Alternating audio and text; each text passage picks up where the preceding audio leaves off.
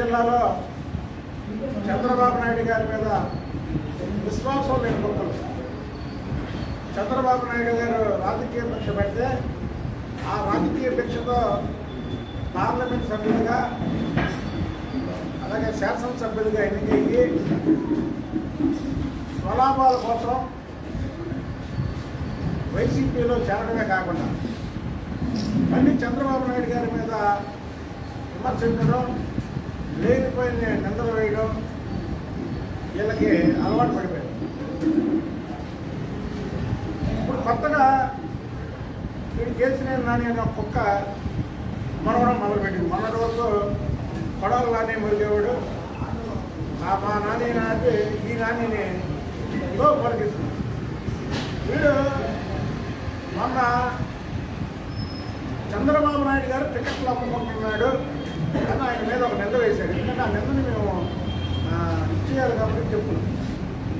దానికి రాష్ట్రం మొత్తం జగన్మోహన్ రెడ్డి ఎలా దోచుకున్నాడో దాంట్లో ఒక పావలా దోచుకున్న వ్యక్తి పెద్దిరెడ్డి రామచంద్రారెడ్డి ఈయనేదో కేసీఆర్ నాని సంచారి చంద్రుడైనట్టు,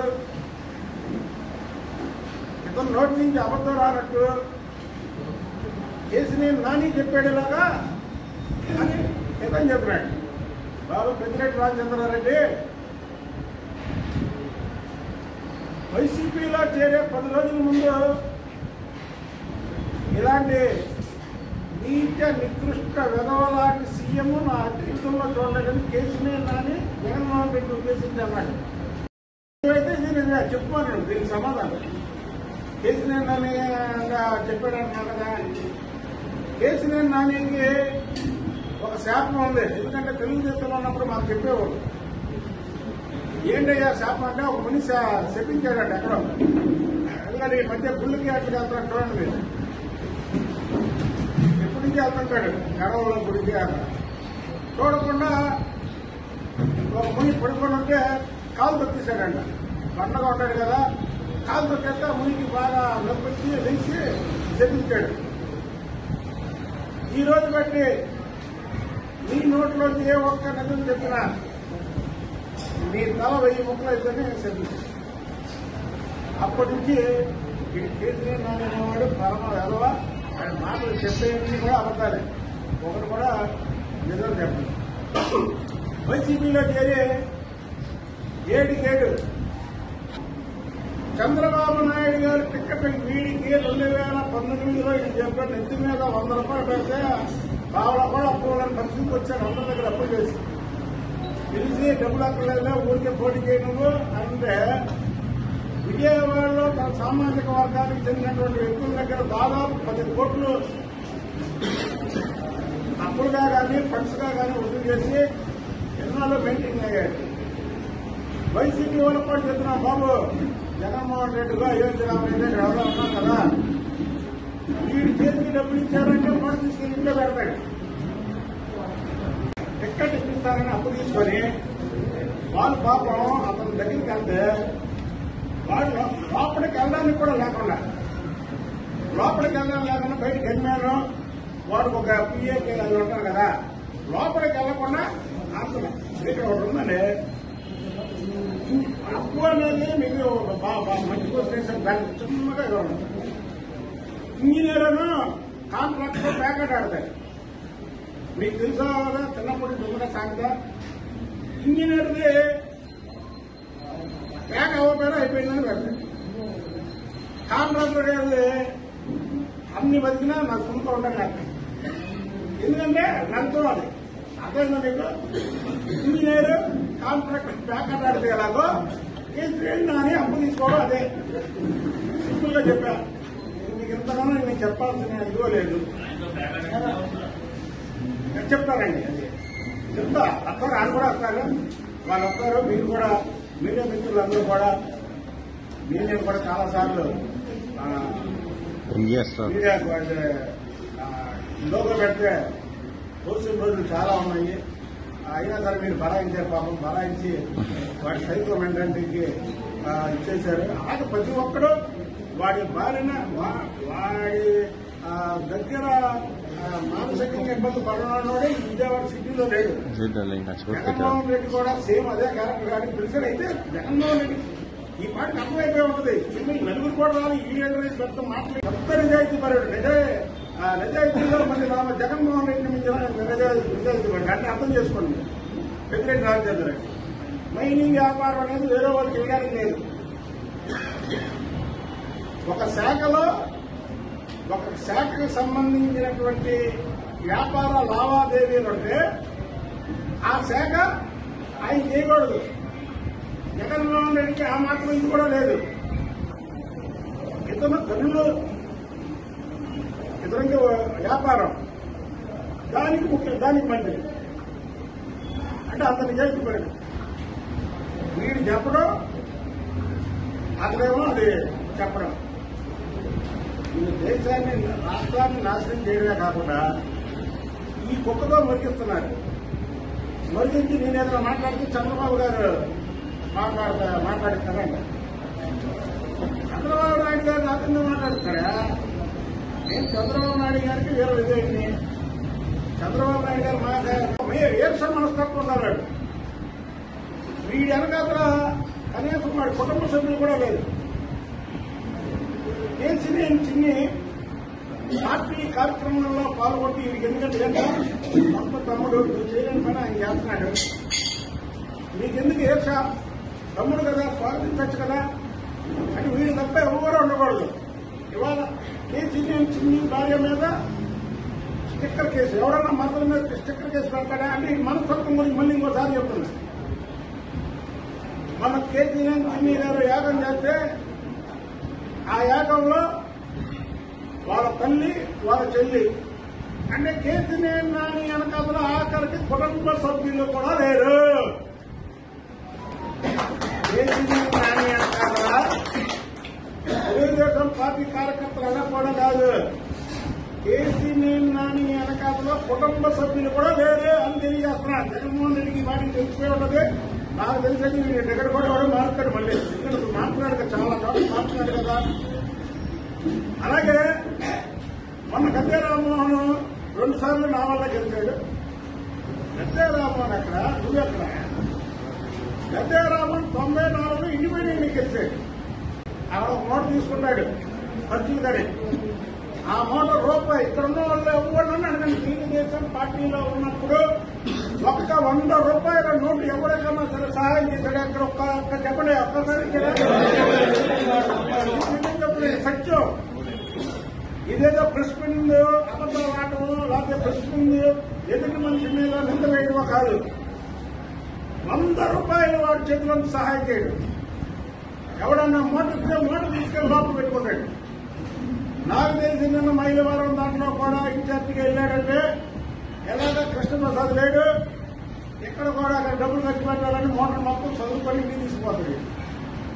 అది వీడి ఎలాగ పార్టీ వాళ్ళు నలుగురు వెళ్ళలేదు. నువ్వు మళ్ళీ మైలవరం నియోజకవర్గం ఇచ్చారు. నాకు తెలిసి జగన్మోహన్ రెడ్డి మెంటాలిటీకి కేసీఆర్ నాని బలం ఎంత ఉందో ఈ పార్టీ తెచ్చిపోయారు. బలం కావాలి. మన ఊరికి అప్లికేషన్ పెట్టాం. మా సోదరులు అందరూ అలా 10 మంది తీసుకుంటే పెద్ద రాలేదు. అసలు నువ్వు పార్టీ మారేదే నీ బలం చూపుతారు కదా. ఏది నీ బలం ఏది? ఈ పార్టీ జగన్మోహన్ రెడ్డికి మొత్తం వెళ్ళిపోయి ఉంటుంది. నాకు తెలిసి వీడికి టికెట్ కూడా ఇవ్వడు. ఎందుకంటే కేసీఆర్ నాని అనేవాడికి వైసీపీ పార్టీకి బరువే తప్ప ఏ సమయంత లాభం లేకపోగా ఆఖరికి ఎమ్మెల్యే క్యాండిడేట్లు కూడా మీరు పోటీ చేయ బాబోయ్ అని పారిపోతున్నారు. అది వీళ్ళు ఉన్న పరపతి. ఇంకోటి చెప్తున్నా, 6 సంవత్సరాలు పార్టీ అధ్యక్షుడిగా పనిచేసిన వాళ్ళు తెలుగుదేశం పార్టీ చరిత్రలో లేరు.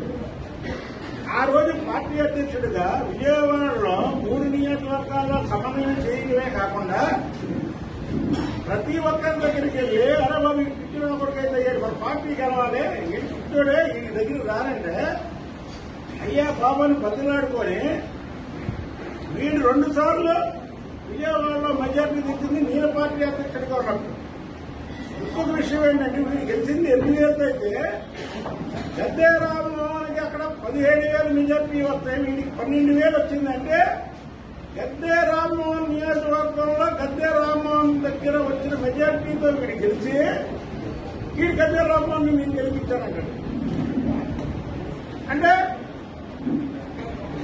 వీడు ఏంటి చెప్పే కదా మునిశాపం ఉంది. ఆ మునిశాపం వల్ల వీడు మాట్లాడే ప్రతి ఒక్క మాట కూడా అబద్ధమే. ఈ ఎన్టీఆర్ జిల్లాకు సంబంధించినటువంటి వాళ్ళు చాలా మంది ఉన్నారు. ఇది నీ బతుకు, ఇది నీ బలం అని ధర్మపోతులా కలిసి ఆ లాభం చూసి బలం అనుకుంటున్నాను. నీ వెనక పట్టుకుని 4 మనుషులల్లా నువ్వు చంద్రబాబు గారిని విమర్శిస్తావు.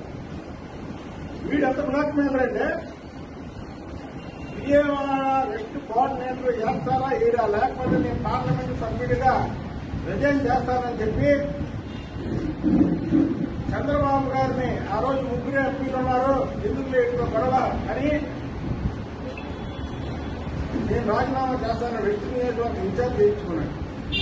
వెస్ట్ నియోజకవర్గ ఇన్ఛార్జ్ చేయించుకొని వెస్ట్ నియోజకవర్గంలో తెలుగుదేశం పార్టీ నాశనాన్ని చూడటమే కాకుండా వెస్ట్ నియోజకవర్గ ఇన్ఛార్జిగా ఉండే కాలంలో ఒక్క మీటింగ్ కూడా పెట్టలేనటువంటి కోవర్ట్ వీడి. ఇవాళ అర్థమవుతుంది కదా మీకు. ఒక పక్క అల్లం పరిస్థితిని ఇంకో పక్క దేవినేని అవినాశం వేసుకొని తిరుగుతున్నాడంటే ఎప్పటి నుంచో సత్సంబంధాలు కలిగినటువంటి వ్యక్తి కోవర్ట్. వీడు చేయడమే కాకుండా వాడి పదవుని అడ్డం పెట్టుకొని